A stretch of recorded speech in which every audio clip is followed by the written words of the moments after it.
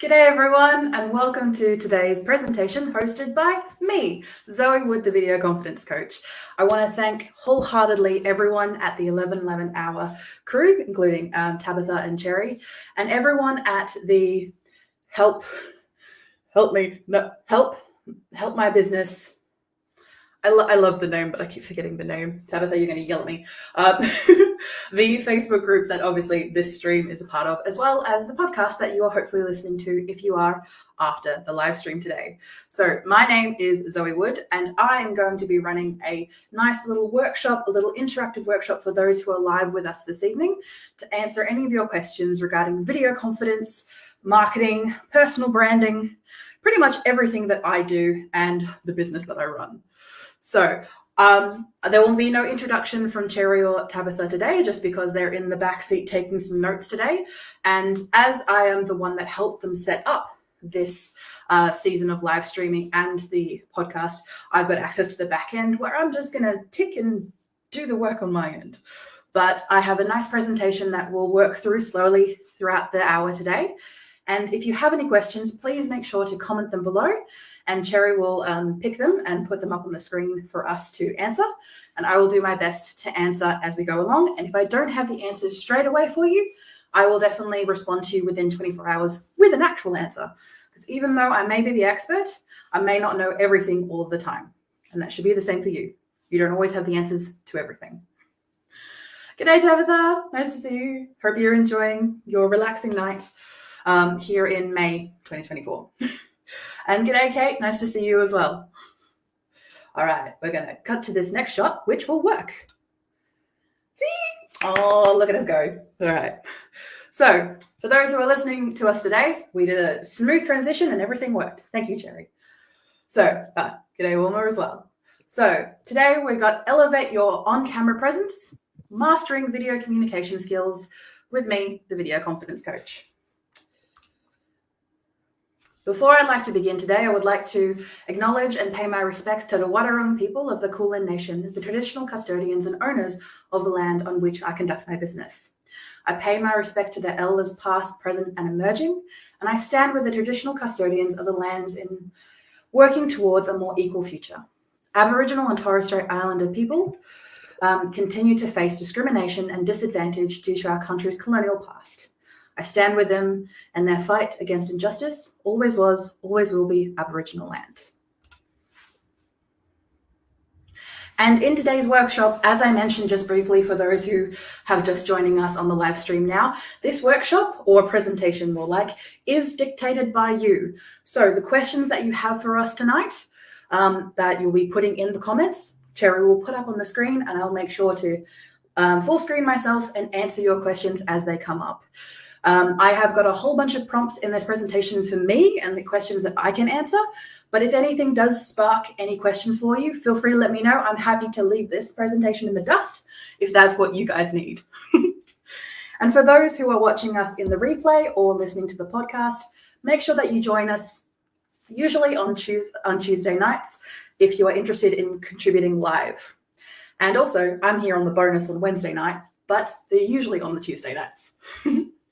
So, like I said, if I don't answer your question right away, I will make sure I answer your question usually in a DM or in a post that I'll tag you in within 24 hours, because I may not have the answers all the time. G'day, Angela. Thank you for joining us. And g'day, Leanne. Nice to see you. So, who is Zoe, the Video Confidence Coach? Well, that's me. I've been running businesses since I was 14. Usually around the marketing and media space. I ran a videography business for about 10 years, and then due to both mental and physical disabilities, I've had to pivot towards the Video Confidence Coach, where I help people with marketing strategies, personal branding, and video implementation. Essentially, I help people get in front of the camera by using their messaging, by using their unique voice to help them reach and help the people that need to be helped. That's my little teaser there for you. If you're interested in checking out any of the work that I do, my website is vcc.training. That is currently under construction, but by the time hopefully this comes out, it may be live, it may not be. Give me another month. And if not, you can always follow me on my social media platforms under Video Confidence on all of the platforms except for X or Twitter, because nobody needs to deal with that dumpster fire if they can help it. G'day, Roy. Nice to see you. So we're jumping straight into the presentation today. And like I said, feel free to comment any of your ideas or any questions that any of the topics that I bring up today spark for you. And we will lead with your example over my examples. Even though I am the expert in this situation, doesn't necessarily mean that I am the right way to lead our conversation today.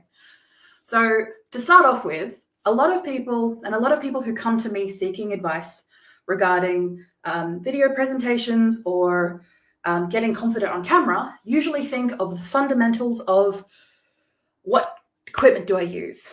What background should I use?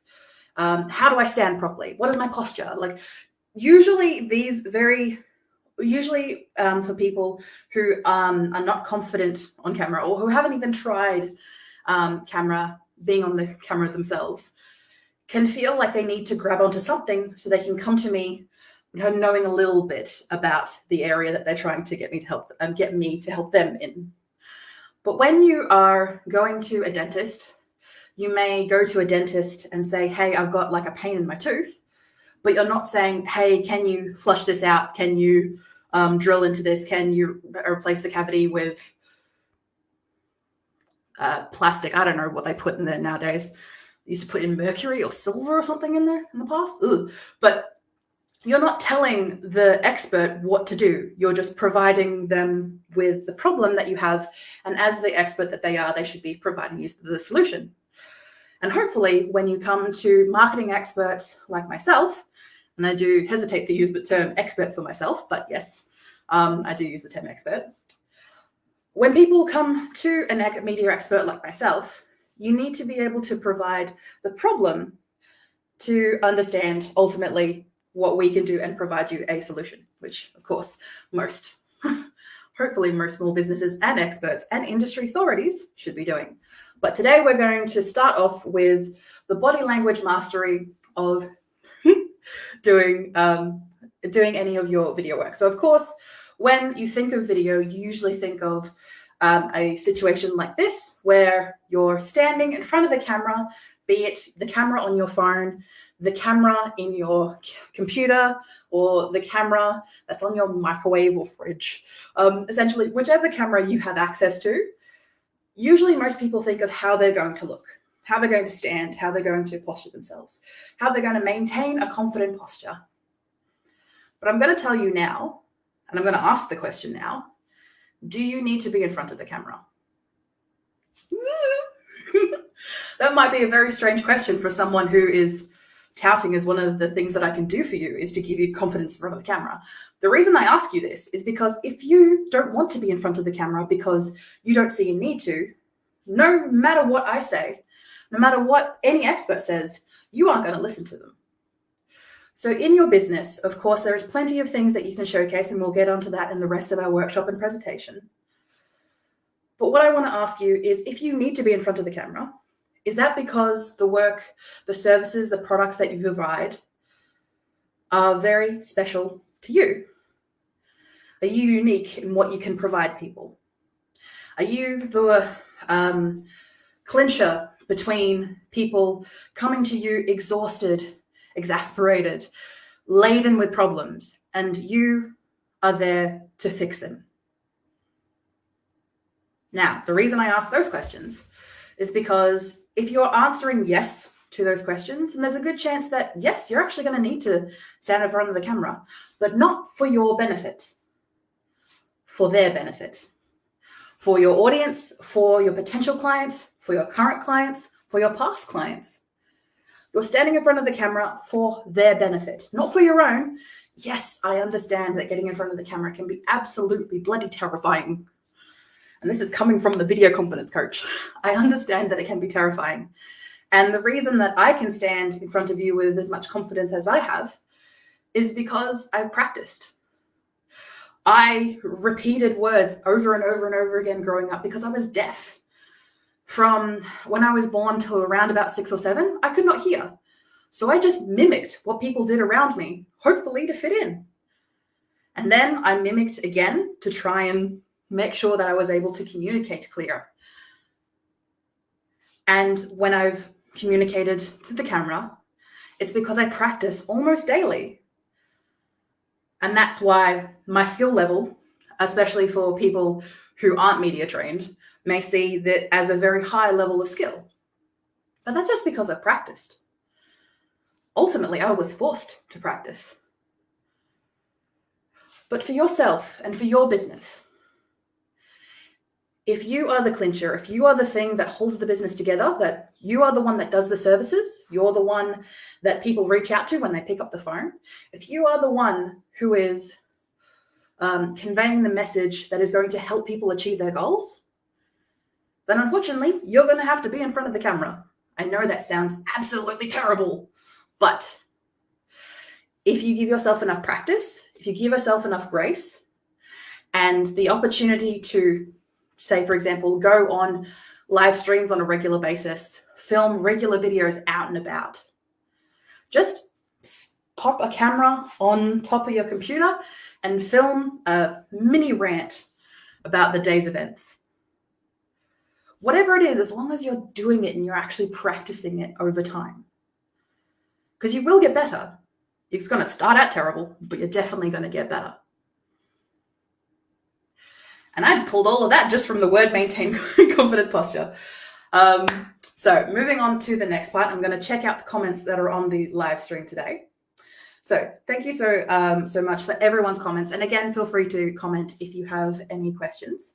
So I've got one from Kitty saying, hey Zoe, hey Zoe, you have a great energy about you. I struggle with severe fatigue and with everything to do with handcrafted small businesses.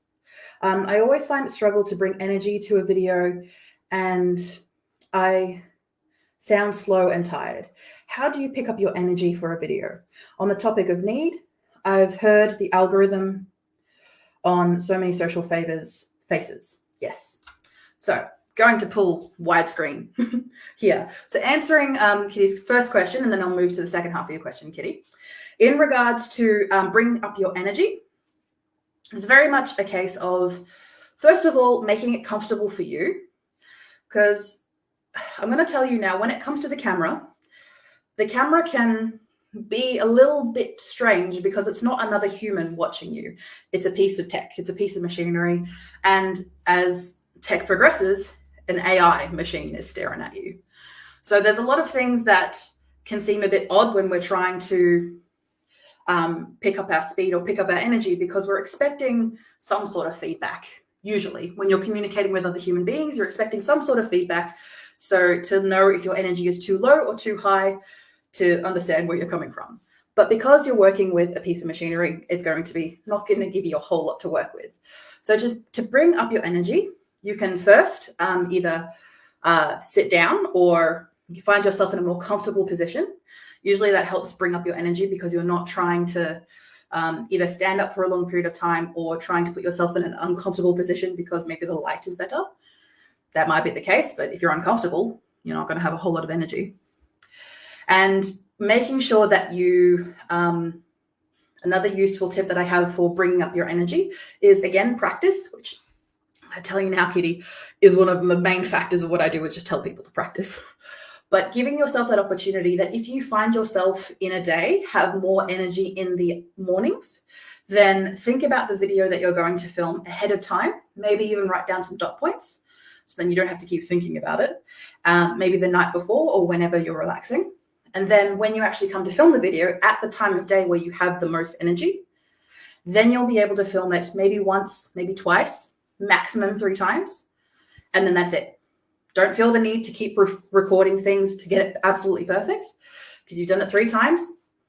And then by the time you've finished that 3rd time, you're usually out of energy anyway. So usually try and pick the times a day that you have the most energy just naturally. And as someone who experiences a lot of dips with chronic health conditions, I think being able to give yourself that grace of just hearing your body and hearing what it has to say. And then, okay, when you've got the time to do it, and the energy to do it, then do it then. Maybe even spend the time where you may not have that energy or you feel like you're speaking too slowly, because I'm going to tell you now, most people speak too fast. There is a very rare cases that you actually speak too slowly. And even if that's the case, like you find yourself that you're speaking too slowly and you show, very importantly, show your video to say friends or family or other people within your niche or maybe in your collective community. If they say maybe you're speaking a bit too slow, then you can always edit it after the fact and speed it up a little bit. You can do this via CapCut. You can do this via very editing platforms. Essentially, just Google your editing software and speed up, and it'll teach you ways to do it. If that's what you're really worried about, that energy. But most of the time, the people around you are going to tell you, you sound fine. You sound normal. You sound good. Because most of the time, it's what we're thinking that in a conflict inside us. So thank you so much for that, Kitty. And the other question that you had in regards to, you've heard that the algorithm on many socials favors faces. And yes, that is definitely true, because humans like to connect with faces. We like to see other faces and we like to see what they look like and what they're about. And on social media, and especially the algorithm, is based on our actions and the actions or whatever the social media overlords want us to do. But I digress. So if you are able to get your face onto camera and you're confident about having your face out there, then do it. Practice a couple of times, maybe even film a different couple of videos before you put anything out there.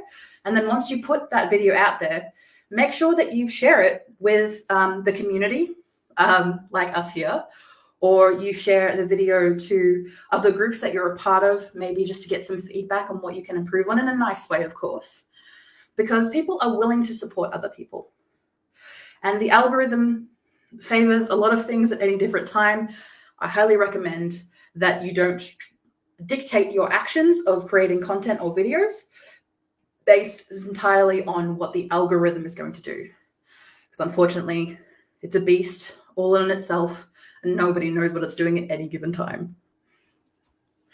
Thank you so much for your questions, Kitty. Lisa says, I'm relieved to hear that I do not need to get in front of the camera. And I thank you. I'm so glad that you feel relieved to hear that, because as the video confidence coach, it may seem like that is my shtick. My shtick is to get you in front of the camera, which I would say if this was 8 years ago, probably that was the case. But nowadays, I understand that there are so many trepidations with people getting in front of the camera, but also you don't necessarily need to. Your services can speak for themselves. Your products can speak for yourselves. But if your audience needs to see your face, then weigh it up if it works for you. And of course, I always offer 15 to 20-minute chats with anyone who is umming and ahhing this question. So feel free to reach out to me if you need. Roy says, I've worked with Zoe for over 7 years. Her expertise and guidance, patience, and end goal achievements is awesome. Thank you so much for that, Roy. It's always been a pleasure working with you. And thank you so much for your comments. Kat Cherry says, I'm not a camera person. I like voiceovers, and that's all right. And that's okay too. You've still got your energy, and your voice is still a personality of you. And when people are calling you, are messaging you, are reaching out to you to work with you, they're going to hear your voice. So a voiceover is usually okay for most instances, especially, for example, like Cherry, who works in graphic design, where most of her services of graphic design, which is the output, usually speaks for itself most of the time. Tabitha says, I find it easier to be live in a conversation with someone as opposed to doing it solo, because, of course, as Tabitha mentioned, when you're live streaming, and especially if you're live streaming in an interview type setting, you're bouncing off someone. Even though it is a little bit delayed with technology, you're still bouncing off someone at the end of the day, because they're asking questions, they're also giving you answers back. There's a bit of back and forth, like a normal conversation would, compared to a cold, dark machine that's staring blankly at you and doesn't blink. Oh. And thank you so much for everyone's comments today. Just looking down. So thank you so much to Amanda, and thank you so much for your cheerleading throughout the past coming days, Amanda. And we've got Roy, who's being clear about the content I want to create has been the best way to achieve a good video outcome. And yes, that is definitely the right way to go about it, Roy, because when you think collectively about what you're actually doing not just in your video per se, that one video that you're doing, but marketing as a whole. It makes it a lot easier to be able to make very big decisions about your business and about the direction of your business, and in turn, what type of marketing you're doing. Because marketing at the end of the day is drawing attention to your business, is trying to draw the attention of people who are going to buy from you and use your service. And hopefully, if you do a good job, they will then promote you as well. So if you're able to get a really clear idea of who you're speaking to, and when I say who you're speaking to, I'm not talking about just general demographics. I mean, have an idea of someone that you've worked with in the past, or someone who you would like to work with, who you've met or maybe come across in real life, and make the video for them and speak with them in mind. Do not use their name. Do not use their postal address. Do not provide any information, any identifying information of that respect. But to be able to have that mental image of that person in your mind, especially when creating videos or thinking of ideas to post on social media, or even doing live streams, or agreeing to go on live streams, or agreeing to say guest on a podcast. If you have the idea that if your audience is going to be there, if your ideal person is going to be watching that video or listening to that video, then you should be there. And if not, I know that sounds a bit wishy-washy coming from me, but not everything is always going to be a clear-cut answer. Got a comment from Tabitha. We started with just voiceovers. Cherry and I could never have imagined that we'd be now doing live streams at the 11:11 hour and help me build my business, Australia. Building up your confidence as you go along is completely okay. Because of course, not everything is going to be perfect out the gate. When you first started your business, were you crack hot straight away? Did you not make mistakes? Did you, the first thing that you ever created, that you ever serviced, that you ever did for your business, was it absolutely perfect? No. Can anyone argue that what you do now is perfect? No. The reason I ask that is because when it comes to marketing your business in general, you're going to make mistakes, you're going to make pitfalls. But hopefully the work that and the message that I put out there is that if you're willing to make mistakes that ultimately, in the end of the day, don't harm yourself and do not harm anyone else, then it's okay to make mistakes. If you do the other ways, that's fine too. And of course, Cherry mentioned, we are our own worst enemy sometimes, and especially when it comes to marketing our business, especially if it's our own small business, our side hustle, our thing that we have brought from the ground up and we're growing and we're putting a lot of energies into. Sometimes you can be your own worst critic, and you may be worried about backlash from people that you don't know, as well as people that you do know online. I'm going to tell you now, especially in local business sectors, chambers that I've been a part of, people are more likely to support you than they are to be against you. And this may seem, quite trivial, quite odd, but for a lot of people, that potential backlash that may come to them as soon as they say or open their mouth can be quite devastating and can be quite haltering to any sort of creativity or any sort of video messaging that they want to put out there. I'm going to say now that there's a lot more energy put into supporting people and supporting the messages that you would put out there compared to people that just don't have an opinion either way. And of course, I'm not negating that there are trolls, there are haters out there, but that's what the block function is for. That's what the report function is for. Now, of course, I do not recommend blocking or getting rid of any comments that are criticism of your nature. But if they are hurtful, if they are hurting yourself or demeaning your audience or the people that are potential customers of yours, then of course, block them, boot them off, make sure they don't come back. But I'm going to tell you now, you're stronger than that. And Kate just mentioned that laughing at your mistakes. I totally agree, Kate, because that's something that I do all the time and have done so a couple of times during this presentation. So Tabitha asks, what are the benefits of going live on your business social media accounts? So the benefits of going live is that you can talk directly to your audience without the need to be very polished. Of course, that may result in some ums and ahs and a little bit of, technical failures and things going wrong. But going live enables you to be able to do what we're doing now live in the moment and interact with comments, while also giving you the opportunity to have a regular point, either be it weekly or fortnightly, or for example, at the moment, we currently have a presentation that goes out on Tuesday nights with a bonus that happens on Wednesdays. It's a regular thing that people tune into. It's a regular weekly occurrence that they know they're going to get value from. So they rock up, they turn up. And for those that aren't able to turn up live, they turn up on the replays, on the podcasts, on the snippets, on the shorts. They interact with you because you're putting in the effort to speak to them and speak to them live. And if you're doing that on a regular basis, that also brings up your confidence a lot faster because you're ultimately doing a lot more talking. When it comes to shooting solo videos, for example, you might feel yourself stopping and starting because you're trying to get the words out. You're trying to get it perfect. When filming live, you don't exactly have that option to stop and start.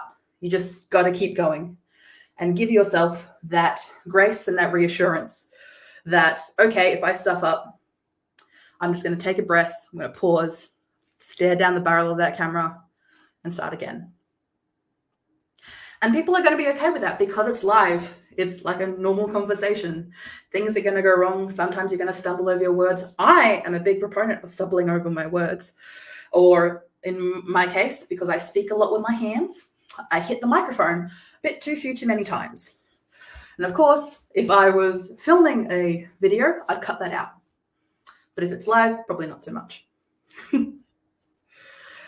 But when you are recording a live, I highly recommend for people to think of it as more of an opportunity to reach out to potential customers or give you a chance to have conversations with people that you may not regularly have conversations with, or just an opportunity to speak out into the void and see what type of responses you can get back from that. Because if it's not negative, it's positive. And Roy mentioned, Zoe's always brought fun to my requirements, never critical, but always on point to help achieve a good result. Because hopefully when you work with me, a little bit of a subtle plug here, not very subtle, but when I work with clients, my goal is to get them to their desired outcome. Yes, if I need to be a little bit harsh and a little bit mean, which is probably me just messaging them and just being like, hi, you said we were going to do this. Let's do this. Like, that's my mean face. But when it comes to helping people achieve what they need to achieve, that's what I'm here for. That's what you've hired me for, to get to where you need to go, to use the expertise, and hopefully to use the knowledge that you have as an expert in your field. Because ultimately, if you are running a small business, if you are working with clients and helping them achieve what they want to achieve, you are an expert. You don't need a degree for that. You don't need some fancy piece of paper. If you are helping people and you're doing it right, you're an expert. If you're constantly growing and evolving your education on your particular subject, you're an expert. If you're growing your knowledge and can admit, more importantly, you can admit when you're wrong about something, you're an expert. You're a thought leader in your space. And I have a little bit of a water.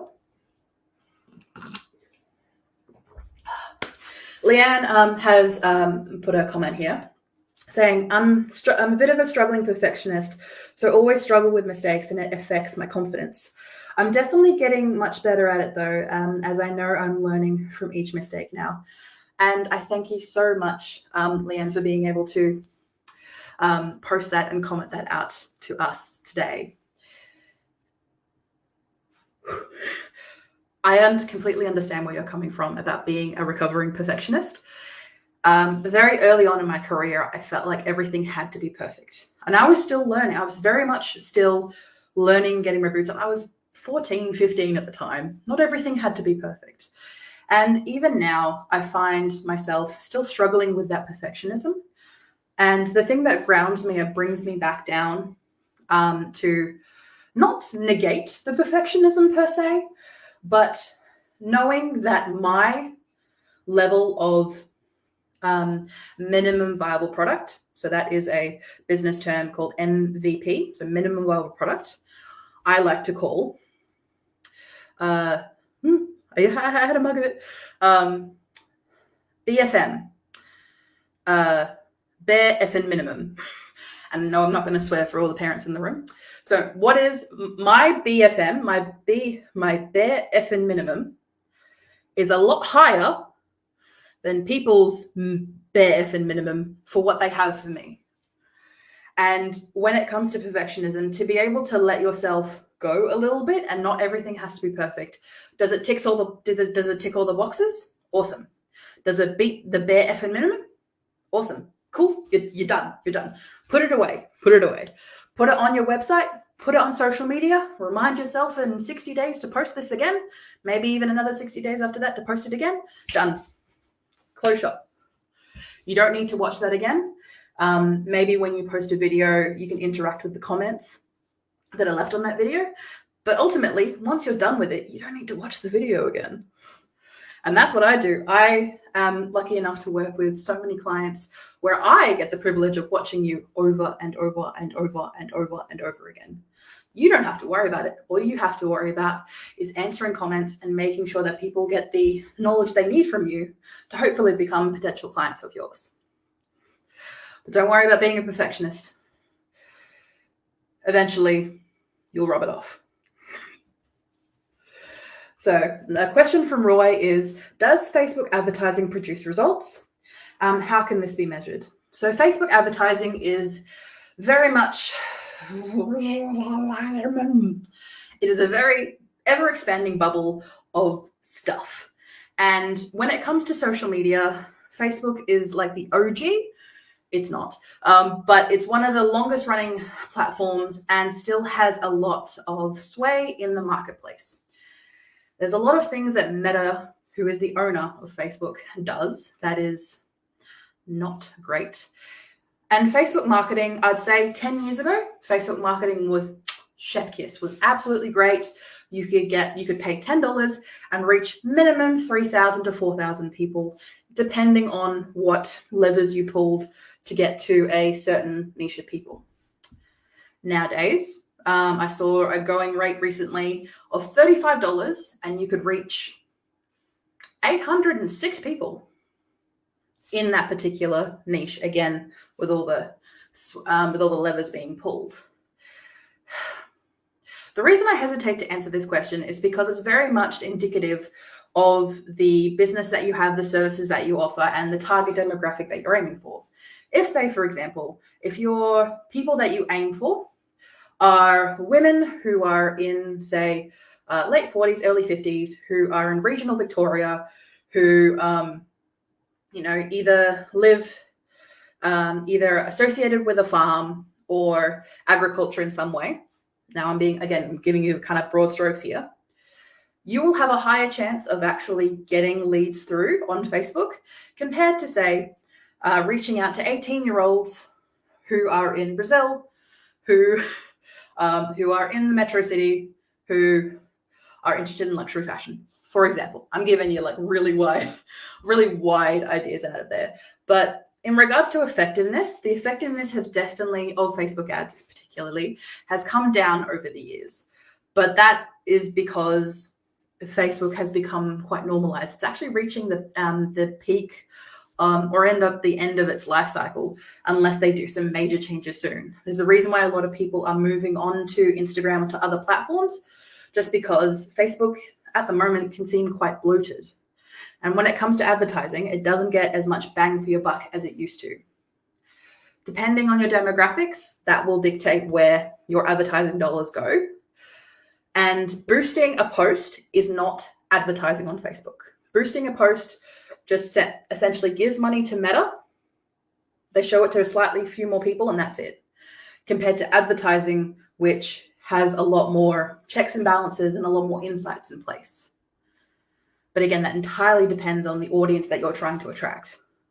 But it's not as good as it once was, where, say, for example, if you put your money into, say, Google advertising, it's not that much better, but it is slightly better than Facebook. But again, that is entirely subjective on the audience that you have on mind. I'm sorry, that's not a very clear answer for you, Roy.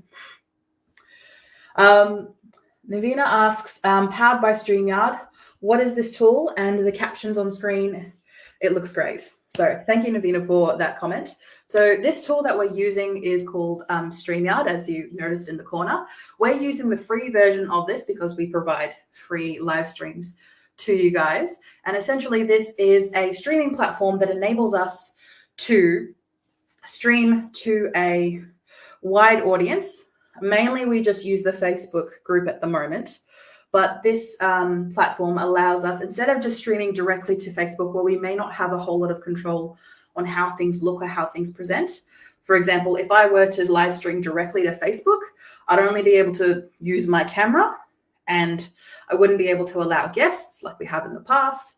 Or, for example, use something like this, where I'll be able to easily show the presentation in a nice, like, looking font and manner. So essentially, this is a third-party program that we use that streams to our Facebook group. But this particular program can also, when you pay for it, stream to about, I think, 5 different locations at the one time, and also has the ability to provide captioning to those who want to, say, use this video later on YouTube or other places like that. The captioning that you're seeing probably right now is inbuilt within Facebook. It is AI generated, and it enables me to be able to communicate with you by those captions down the bottom, which is probably right about here. So that's both Facebook and StreamYard working well together. But if you're ever interested in that, you can always just check it out using that name right there. This isn't a plug. We just use their stuff for free. So I think it's a pretty decent product, especially when you're wanting to live stream a lot more often with your platforms or pages that you have. Thank you so much, Jerry and Tabitha. I'm glad that you're enjoying the show tonight. Kate asks, being confident in your product service skill and would definitely be a help despite nerves and stage fright. I completely agree, because once, say, for example, if you are new in your business, I completely understand. You have both the nerves of, I'm new at this, I could make, like, there's so many mistakes I'm going to make, as well as being nervous of getting yourself out there in front of the camera or behind the camera to show your business to the world. There is a different special type of fear involving that. But once you have a bit more confident in your own skills to be able to produce the product or service that you actually do in your business, then you can rest a little bit more on your laurels and give yourself a little bit more of a hug, going, okay, this will be okay. I can do this. I can do this. Because you will have a bit more confidence in the work that you can produce and the clients that you can help. And hopefully, if those clients that you've worked with or customers that you've sold to are able to give you good feedback, that'll even give you even more robustness to be able to be like, okay, I know what I'm doing. I'm okay with this.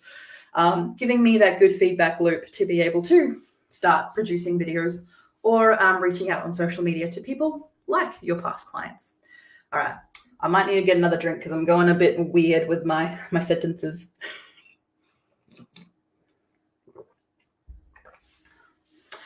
And don't worry, Cherry, Facebook advertising also does my head in. And yeah, Google is one of those things where it's getting to the same level as Meta, but I do not blame you at all about getting over Facebook and Meta's shenanigans. As I say this, as I'm on Facebook and Meta as we are going live right now. It's fine. So Kate has another question. So a general social media question for us. So concentrate on improving Insta engagement. So in the broad scope of social media, engagement is essentially a catch-all term for when people both view your post, click on the actual description to read what your post says, and if they watch it for a long period of time, for example, if it's a video, as well as just general interacting with your posts, whether they're liking it, they're sharing it, all that other stuff. Those as a whole are known as insights. The engagement part of it is, as it suggests, the engagement part, like when they are engaging with your post, not necessarily clicking a link to go to your website or to go to a place where you sell your products and services. But when it comes to engagement, it's a good thing to build awareness of your brand, I'd say realistically within the first 2 to 3 years. But once you've got your 2 to 3 years down in your business and you've been posting on social media pretty consistently, engagement turns into a nice to have. And when you need to, as Kate mentioned before about how to improve engagement, it's one of those situations where there are so many different things that the algorithm wants, that the audience wants, that your potential audience wants, that can be quite overwhelming and just way too many things to try and explain. But when it comes to improving your engagement, you're trying to get people to stay longer on your videos, to click down into the description of your videos or your posts, to hopefully comment and react more to your posts. It's essentially what your goal is. And you can do this by posing questions, by providing videos of your face, but also being able to provide context around why you do what you do. And when it comes to videos, the best way to boost in conversions when specifically talking about videos, just mainly because that's my area of expertise, Kate, to boost engagement, try and get people to watch the video past the first 3 seconds. So those first 3 seconds, if you're moving the camera lens around and taking a big deep breath in, you've already lost them because it's already been 3 seconds and they've already moved on to the next post. But in that first 3 seconds, if you're able to ask a very quick, provocative question, so say, for example, if someone in the realm is a florist, they're my usual go-to of professions, and someone says, and say, for example, if it was nearing Mother's Day, like it was previously, and in those first 3 seconds of your video, you ask, have you booked in your Mother's Day flowers? Have you? That immediately stops people from scrolling. It boosts your engagement because you're asking the question within the first 3 seconds, or you're piquing people's interest enough to be able to boost those engagements. And hopefully, with the knowledge that you've tried to film this video a couple of different times, you're able to then be able to get those insights, again, like I mentioned, that whole umbrella of all the ways that people interact with your post, to get a better idea of, okay, are these new people that are interacting with my post to boost my engagement, or are these people who already know who I am who are boosting my engagement? Essentially, that is all in the back end of social media. And as Kate mentioned, in regards to Instagram is one of the biggest growing social media platforms, mainly just because all the people who are spending a lot of time on social media are moving over to Instagram because the algorithms are slightly better, not great, but slightly better. So to improve that engagement, you need to make sure that you grab people's attention within that first 3 seconds. The video can be as long as it needs to be. You just need to grab them within that first 3 seconds. Okay. Yes, as the 11 hour comments, it's not a plug, it's just definitely worth using, which is why we use StreamYard. And Kate mentioned, always free is always good. Usually free means that someone is selling your data, that you are becoming the product at some point along the way. But when it comes to StreamYard, we're just happy that it's free, that we're able to provide this opportunity to talk directly to you guys and help you get the answers that you need without us needing to fork over, I want to say, on average, like $500 to $600 a year minimum. I spend so much money on my tools. So Lisa asked the question, one thing I struggle with is keeping my emotions in check on video. I work in animal welfare and often end up crying. Any tips for controlling the rush of emotion when I speak about what I do and why I do it? Stepping out of the shot and focusing on filming the cat sounds like one way. And that is definitely true, Lisa. Being able to just have the focus be on the cats is probably a good way to go about it. And if you do need to be in front of the camera, because again, most of the time, especially when it comes to animal welfare, people are going to be focused on the animals.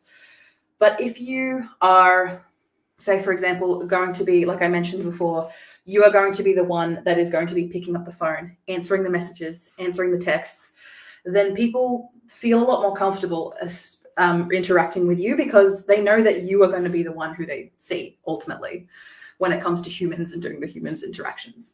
So when it comes to emotions, especially emotions as gut-wrenching as ones that are involved in animal welfare and the care of animals, I definitely recommend not going with live streams, probably going with pre-recorded videos and giving yourself that opportunity to take those breaks.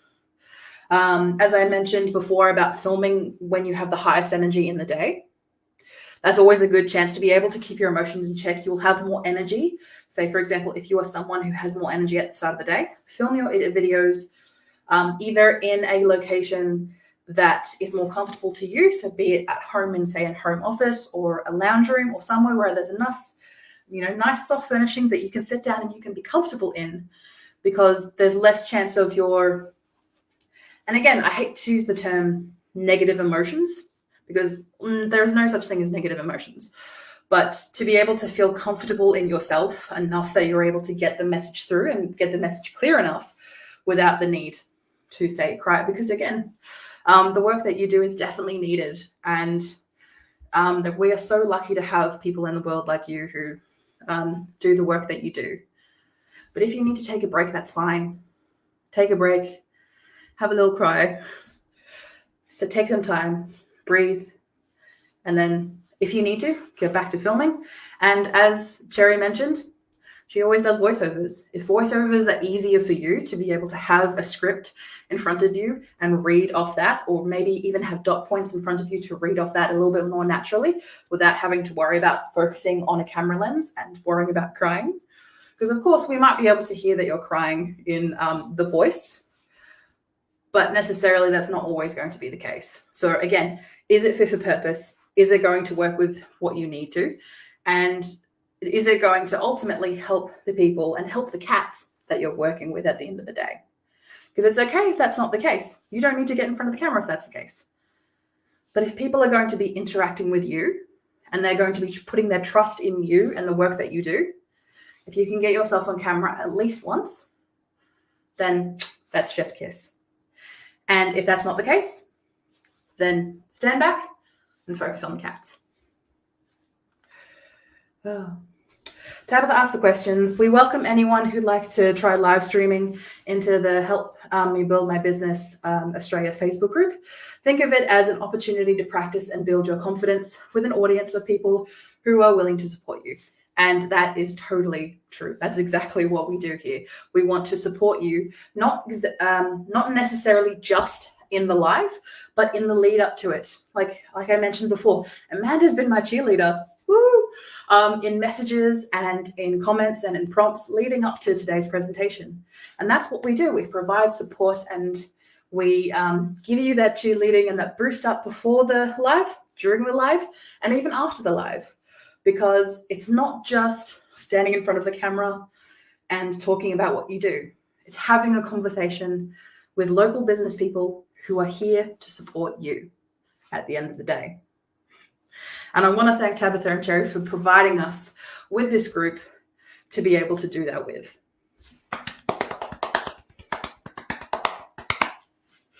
That was a round of applause, in case that wasn't obvious to any listeners on today's presentation.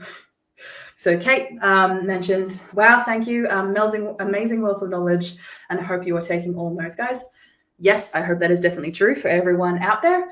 And if you can, feel free to comment and I will reply with any details for you. And thank you so much, Kate, for that lovely comment.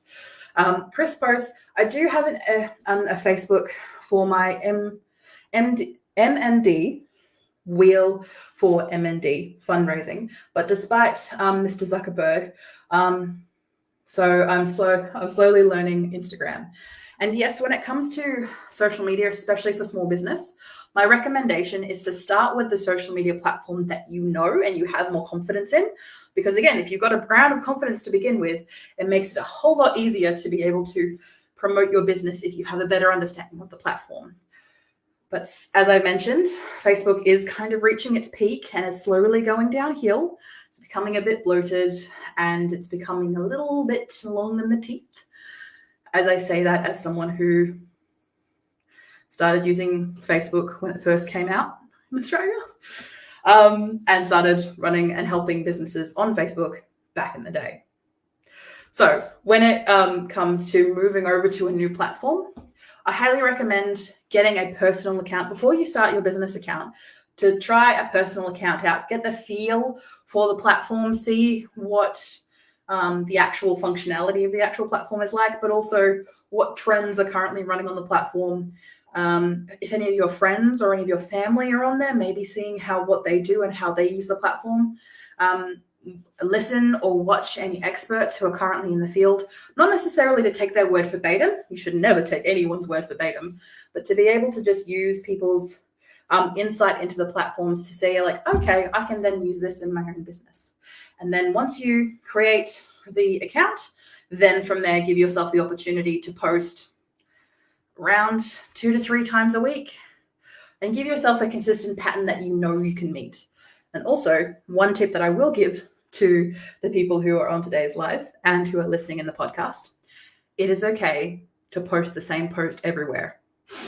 I know that might be shocking to hear, but if you're putting the effort into a video or you're putting the effort into a post it on all the platforms. It's your content anyway. And if it does really well, then post it again 60 days, 90 days later. You are the one putting in the effort. You are doing it for free for these social media platforms so they can keep people on their platforms to then they can sell stuff to with their advertising. So don't put more effort into something if you've already put in the BFM amount of effort that you can put into something that you're offering for free. And especially if you can link people to your website, that's also a good idea. But I'm digressing. We've got less than 10 minutes and I want to make sure that I answer as much questions as I can. So as we go down, we've got soulmate coaching, specifically any tips for avoiding the censorship when it comes to topics around S. So unfortunately, as you can probably imagine, I had to censor myself then just from saying the word. The reason that there is this censorship, and long story short, is platforms that are designed for people who are 18 years and older are being used by people who are not just 18 years and older. And the best way to put it is that these platforms want to cater to everyone, because if they don't cater to anyone, if they cut out a target demographic, they're going to lose money. That's the mindset they have. Now, that's not a mindset that any small business should have, I should recommend. Being able to target the people who you help is much better than trying to target everyone. But obviously these bigger companies feel like they can target everyone, and the small subset of people who, as soulmate coaching mentioned, that they censor is because they feel that they can get away with that. And when it comes to topics like this, it's very useful to use euphemisms and to speak about the soul, about the heart, about love.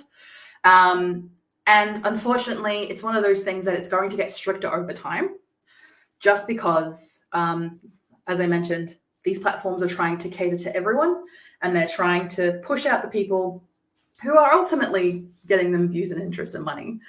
But because they've already used them in the early days to get clicks and views and engagement, they're happy to kick them off the platform. So when it comes to censorship, unfortunately, that's just going to happen with social media. I do recommend prompting people to go to your website. That if you say, for example, using some euphemisms or giving a tease about what you're wanting to talk about or the information you're wanting to talk about, then direct people to your website. You may not be able to provide a link because those are even being cracked down on the platform. But if you're able to provide a prompt saying, hey, go to my website, here it is, then you'll be able to communicate a lot more effectively without the need to censorship, because it will be on your own website without the need for social media. Thinking of social media as more of a tease or a trailer and having the movie on your website. Use the trailer, it's going to be censored, it's going to not look as great, but you provide that opportunity for people to go to your website where you'll have more information that won't be censored. Yes, it might require more work for your soul, but I think you can do it. So as I scroll down, we've got 5 minutes. So we've got a couple of prompts. Yes, thank you so much to Amanda. Amanda is definitely awesome. As we scroll down, Leanne says, I've definitely been taking notes and feeling inspired to give video a go now. Thank you so much, Leanne. I'm glad that we can help you on that front. Cherry thinks, I think Facebook started back in 29, lol. Feels like a billion years ago because every year is like 20 years. So I very much agree. Leanne mentioned, I'm going to try out Instagram now too. I've been using Facebook, but the algorithms make it hard to get my posts out to a lot of people. Unfortunately, yes, that is going to be going even more downhill unless they make some very big changes very soon, which I highly doubt because money. Terry says, the old spam. I very much agree. As we scroll down, John says 35 in good health. As I scroll down, a small soulmate coaching says, thanks, Zoe. I can't say a V or a P from a S ed perspective, but people can say C.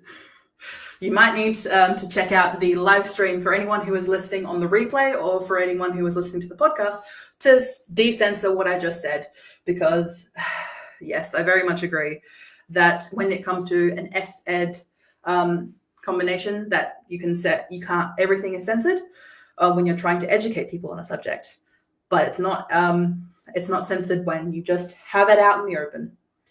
And also it's Australian, so that's as good as we're going to get.